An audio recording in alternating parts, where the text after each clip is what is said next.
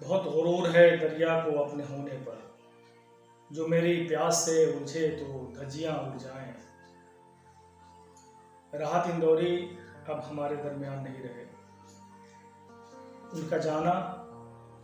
اردو شاعری کا، اردو زبان کا بہت بڑا نقصان ہے۔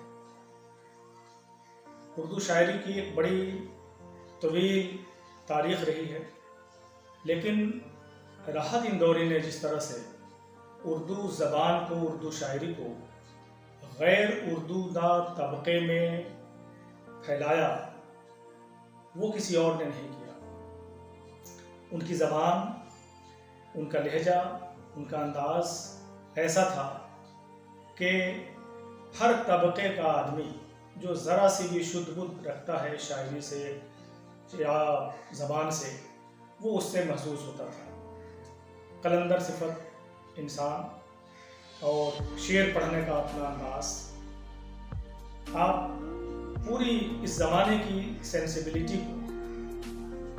آپ اگر غور کریں گے تو لگے گا کہ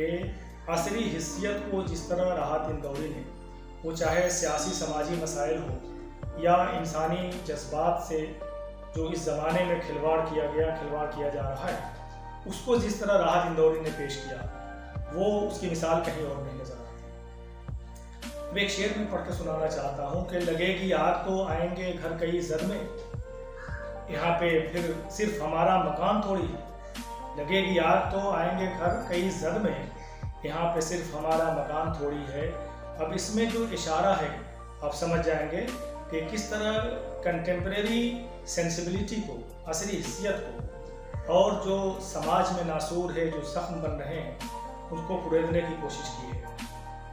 اور جو لہجہ ہے للکارنے کا، آندھی سے کوئی کہہ دے کہ اوقات میں رہے، یا ہندوستان سے محبت کے ساتھ ساتھ جو کوئی راحت اندوری کی طرف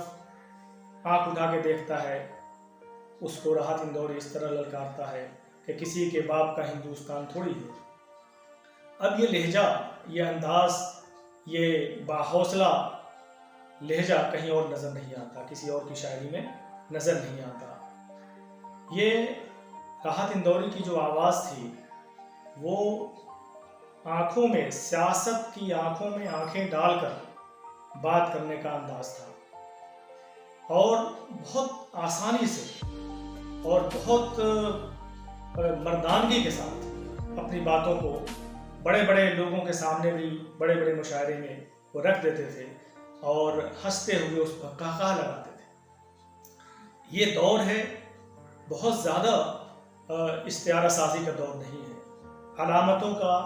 اور سمبل میں اپنی باتوں کو پیش کرنے کا دور نہیں ہے۔ یہ زمانے کا تقاضا ہے کہ اپنی باتوں کو اور اپنے درد کو بہت کھلے انداز میں بیان کیا جائے، اور یہ انداز تھا راحت اندوری کی شاعری میں۔ اور طنز جگہ جگہ آپ کو ملیں گے، بالکل آپ جڑ جائیں گے اس سے کہ میں من کی بات بہت من لگا کے سنتا ہوں۔ شعر کہتا ہے شاعر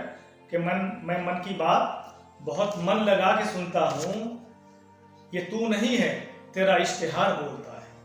اب اس میں جو من کی بات ہے، جو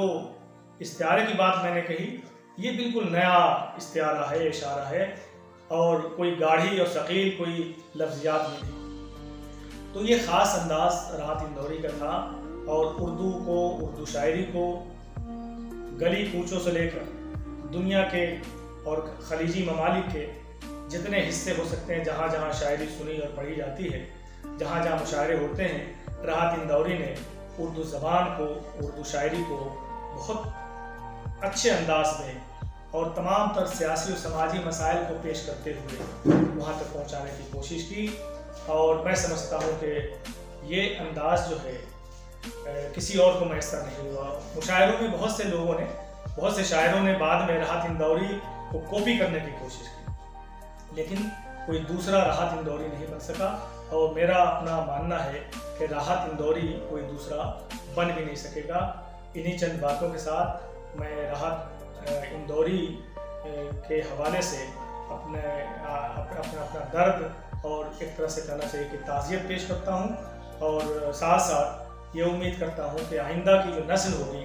وہ راحت اندوری کے کلام میں جو کچھ فکر ہے اس کو سمجھے گی اور اس کے حوالے سے گفتگو بھی ہوگی۔ اور ایک اور اہم بات یہ ہے کہ بہت سے لوگوں نے ادب کی شاعری اور مشاعرے کی شاعری کو بانٹ رکھا ہے، اس پر بھی غور کرنے کی ضرورت ہے کہ یونیورسٹیز میں، دانشگاہوں میں بھی اس پر غور کیا جانا چاہیے کہ راحت اندوری جیسے شاعر نے جس انداز میں بغیر گاڑھی لفظیات کے،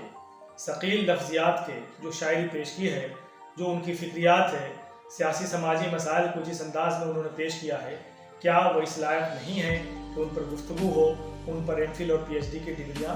دی جائیں اور لکھی جائیں۔ بہت بہت شکریہ۔